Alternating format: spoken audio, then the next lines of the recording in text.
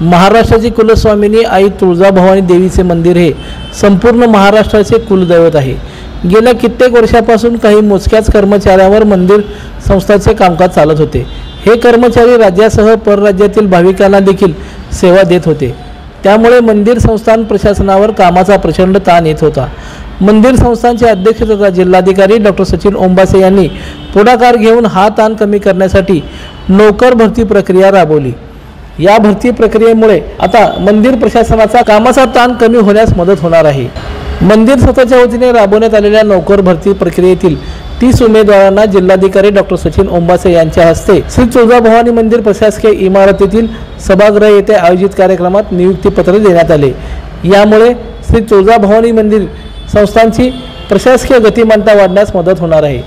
श्री तुळजाभवानी मंदिर संस्थानात जवळपास 33 वर्षांनी सरळ सेवेने ही भरती करण्यात येत आहे।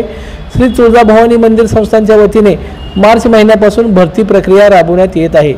या भरती प्रक्रियेत सहाय्यक व्यवस्थापक, धार्मिक, मीडिया प्रमुख, मंदिर सुरक्षा अधिकारी, जनसंपर्क अधिकारी, सहाय्यक जनसंपर्क अधिकारी, software engineer, hardware engineer, wireman, मिस्त्री, स्वच्छता निरीक्षक, सुरक्षा निरीक्षक, नेटवर्क इंजिनिअरिंग, अभिरक्षक यासह अनेक पदांचा समावेश आहे।